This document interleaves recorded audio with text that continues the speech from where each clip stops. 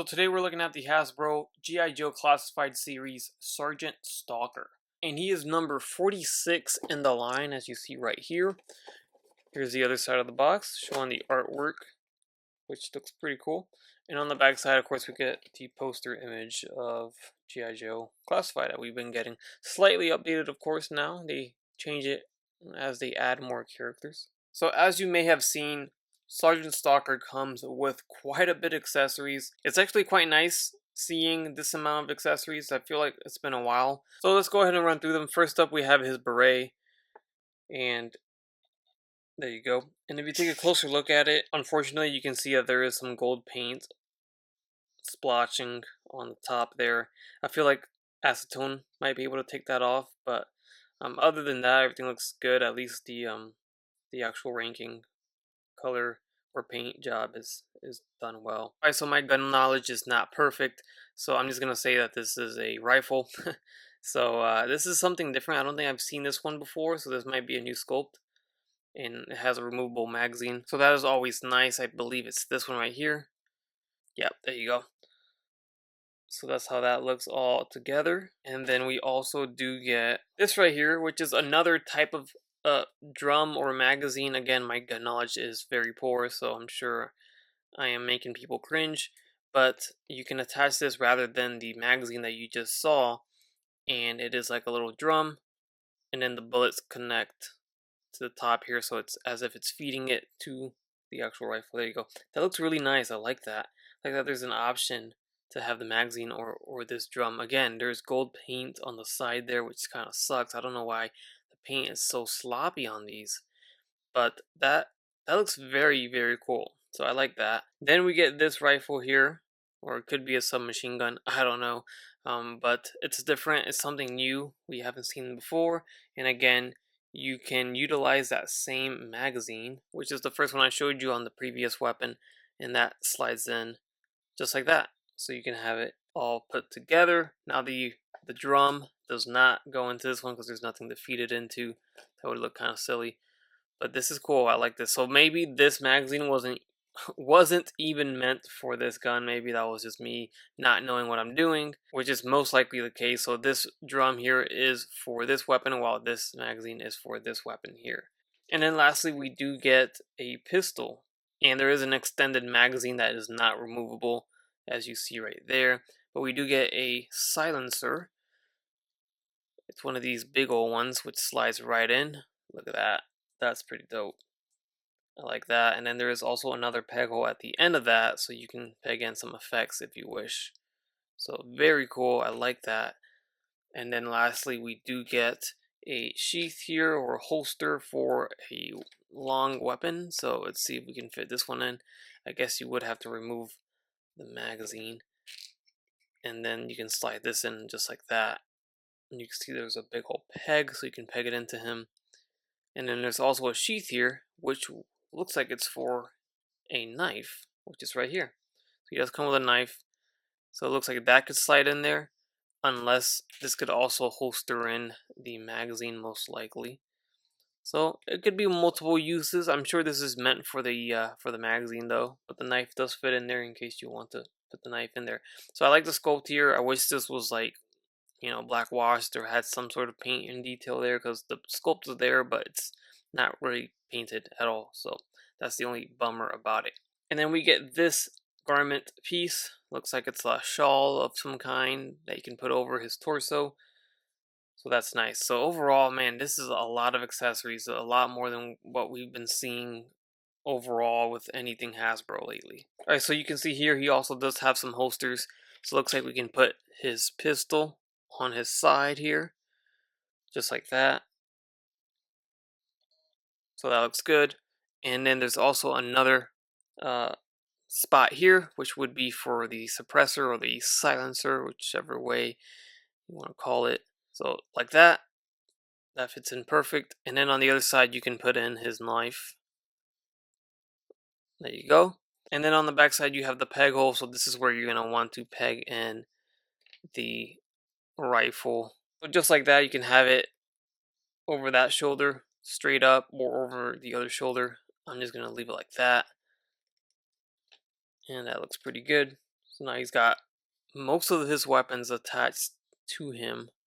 You can pretty much put everything except for the big light machine gun, and that's it. So only the light machine gun does not fit or holster into anything. You could technically put this piece on him and also his, his beret. And there he is with the beret attached. That fits on perfectly. As you see, he's got a nice fresh cut too, but that's a nice fit. Looks good. Alright, and there he is fully loaded with every accessory that he comes with on him. I've always liked this about G.I. Joe Classified series, is they always find a way to allow you to holster damn near everything that they come with, and this is a prime example of that. So here you can see the pistol with the suppressor, we can see the knife, we can see the light machine gun in his hand with the drum attached, we can see the shawl piece on his torso, we got the beret. Also, if you notice, I applied some acetone onto that paint and it's gone, so I'm pretty happy about that. Then we got the holster on the back with the other rifle and the magazine there. I mean, everything is attachable onto him, and that's awesome. You have no need to store these away anywhere else in some bin or baggie or anything. You can just fully load the figure, and he just looks so badass. This figure is super nice. This might be one of the best, or one of the better figures released this year by Hasbro for sure. I'm really happy with this. Alright, so let's take a close look at this pretty damn awesome head sculpt. This is one of the more nicer head sculpts that we've seen lately, and man, this looks great. Really digging the hair. The face is just sculpted so good. Got the scar on the side there. Pretty cool. I must say the mustache feels like it's lagging a little bit of paint at the top. The sculpt of the entire mustache is there, but it's not fully painted, so it just feels like it just didn't get fully painted. So it looks a little odd when you look at it up close, because you could see the sculpt of the entire stash, but the entire stash is not painted. From afar, it's not a big deal though. Alright, so let's take this piece off here so we can see the torso a little bit here, and we'll get him to stop holding the gun. And you can see that they did mold on, looks like a flashbang of some sort, some canister there. We got some green paint here. Looks like it's another knife that's molded on to the straps here. Got some pouches there. I do wish they were painted differently though. They're just all painted that same green color. Even the buckles, it's lacking some paint here and there. You can see the torso has got the camouflage design all over the arms and onto the legs. Some good texture down on the legs. Got the pinless knees and the pinless elbows, which is gorgeous. And here's the back. So pants are very nicely textured while the shirt is smoothed out. There are the boots there. Alright, so not only is the sculpt and the paint and the head sculpt are all very nice, but the articulation is super nice on this figure too. The head is on a barbell peg, so you can look up, you can look down, left and right, swivel. Head tilting is very nice. The neck is a separate articulated neck, so that moves around too. So the head, I mean, it's perfect. I like the head articulation just the way it is. You can see he does have some butterfly joints right there on the shoulder, so that's nice to see. This is utilized pretty well.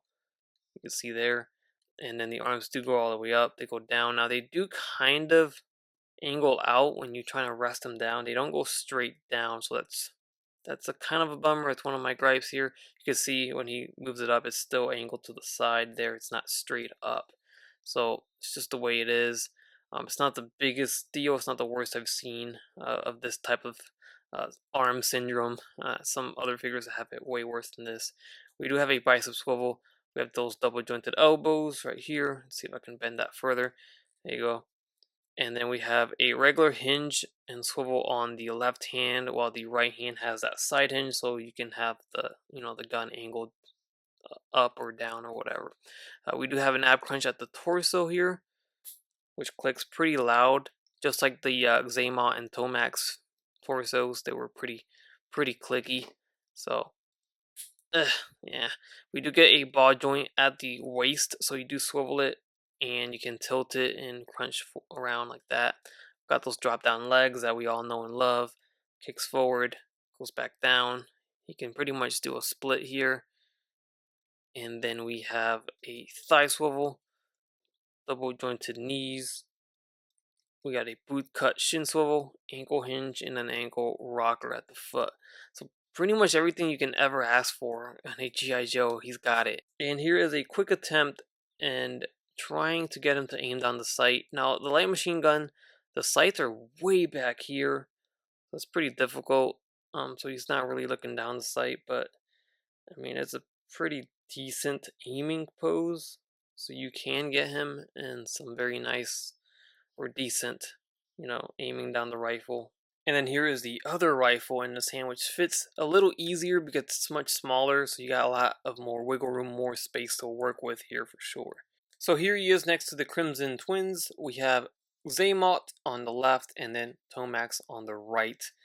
And these are the figures that consist of this new wave. It's just a wave of 3 figures, and the case assortment is 2 of each figure. So this isn't like Marvel Legends or Black Series that we get 8 different figures in a case. It's basically just 3. But I think the G.I. Joe team did announce that they're going to increase the number of figures in a case rather than just having 3 characters. Alright, and next to some Joes, we have him next to Duke from Series 1, and then we have Flint, which is a peg warmer, but he is one of the best G.I. Joe figures in my opinion. Alright guys, and that's going to do it for my review of the G.I. Joe Classified Sergeant Stalker figure by Hasbro. I think this is one of their better releases this year, and definitely my favorite one of the wave. And now, don't get me wrong, the Crimson Twins are awesome, but this figure, for the accessories and sculpt alone, I think takes the crown for me at least. So with that said, let me know your thoughts down below in the comments section. Would really like to know what you guys think of Sergeant Stalker, and also consider subscribing if you haven't done so already. Hit the like button too while you're at it, and as always guys, take care, take it easy, and I will catch you on the next one. Bye.